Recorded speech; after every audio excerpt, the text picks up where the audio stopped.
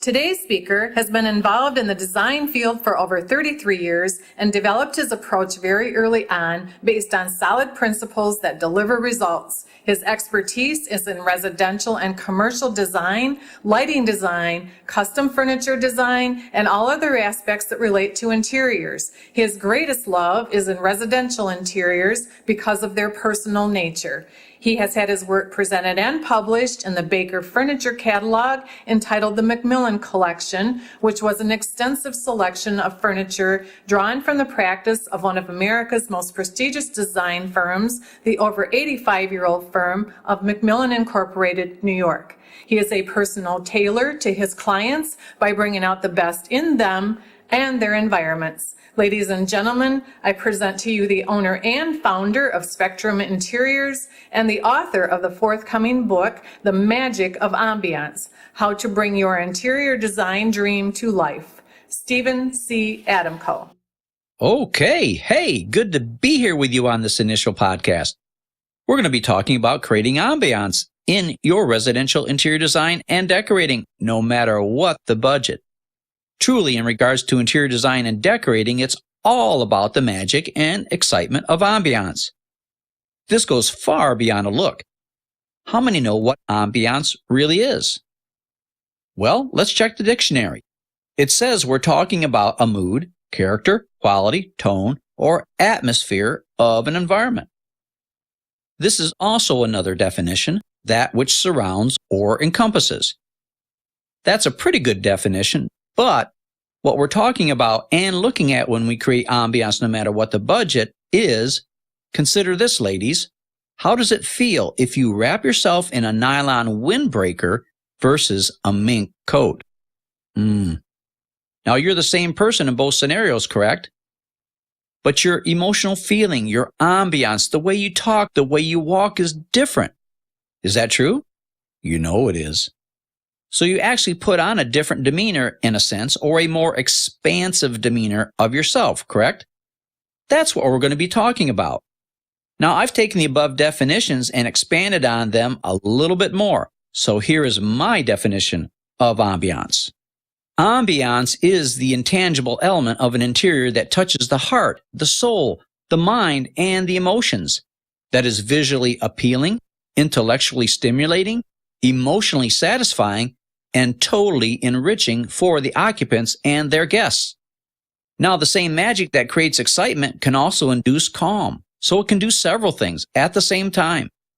It provides a haven and creates a backdrop or background for the occupants and their possessions, so that they are the gems in their own setting. So think of photography. You want to have a portrait made of your family, and a photographer that is really good is going to choose the correct backdrop that really brings out the very best in you or you and your family. And like jewelry, you are the gem. You are the ruby. You are the diamond. We want to position you in such a way that your setting or your environment brings out the whole character, the quality, the fire, the color of your personality, because you're unique and there's nobody like you in the whole world. That's correct, isn't it? So why is ambiance so important? I'll be quite frank with you. Without ambiance, you end up with basically just a look. And a look, to me, doesn't really incorporate the depth of your personality and character as well as other attributes of that nature. It's rather superficial. And it doesn't express the true treasure that's in you as a unique individual. So, the big question is, why do so few people have ambiance? Number one is they try to follow a trend or fad. Now, both those things come and go, so it's very easy to get locked into a time warp eventually, just like a time capsule, and it can get outdated at a certain point if you don't handle things correctly. And quite frankly, a lot of things that are perpetuated out there in the furniture and furnishings industry, or even in the fashion and clothing world, are there to perpetuate the idea of constant change so as to keep up the selling. In other words, they want to keep selling you more. Nothing wrong with that, but it's typically done to create in you a continual state of dissatisfaction. But everybody knows that there are certain things that you look best in, certain cuts of clothing that you look best in. If that doesn't happen to be the fad or trend at the time, then where are you? The fad is not your friend. There should be enough, and there is enough, literally, in the world today that it shouldn't really matter what the current fad or trend is, especially if it's unappealing, unflattering, or inappropriate for you. Anybody can look outside and see the beauty of nature throughout all the seasons, summer, winter, fall, and spring. But is there a fad for this color or that color in nature?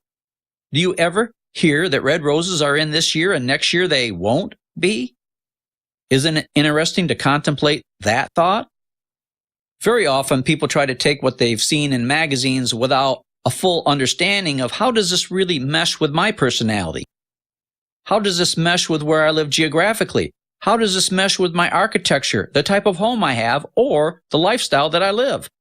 So, knowing yourself is a very, very important first step. Now that we know what ambiance is, and it's a mood, character, quality, tone, atmosphere, particularly of an environment, it is the intangible element that you experience that makes a room seem magical. Creating ambiance is more than creating a look. It goes way beyond that. Many looks just seem to be superficial.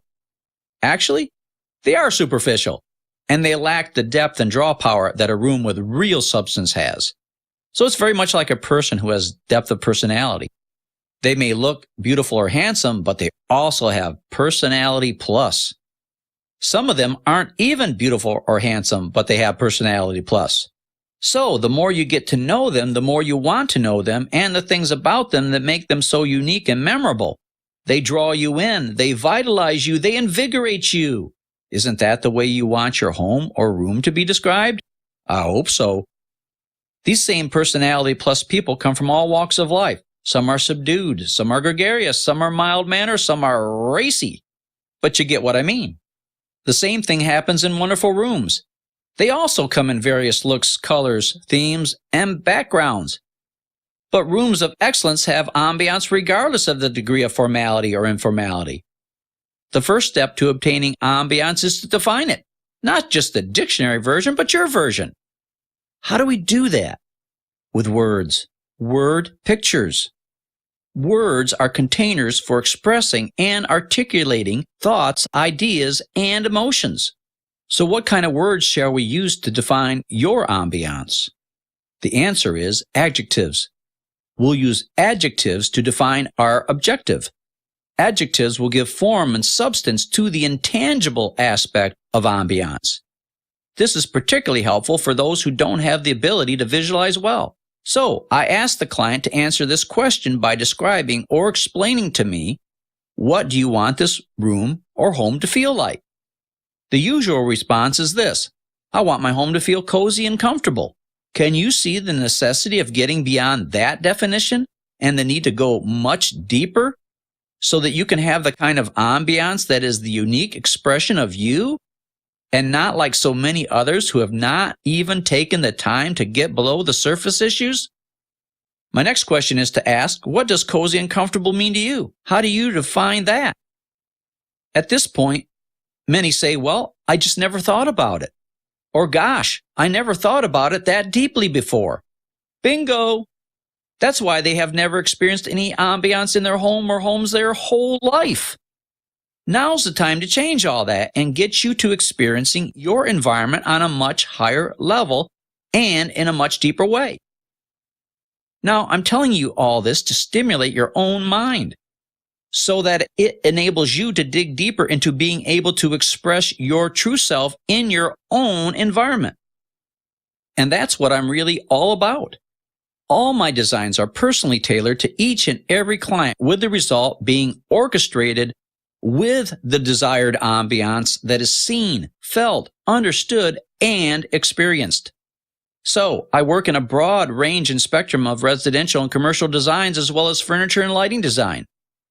For those people who really can't afford the services of an interior designer such as myself, I also offer seminars, webinars, teleseminars, and workshops. So that's a way to get things on the right kind of plane or level. So this kind of concludes the first introductory installment of the Interior Design Beat podcast. And boy, do we have a whole bunch more coming your way. All right. So with that, I'm going to, well, in a sense, sign off until the next time.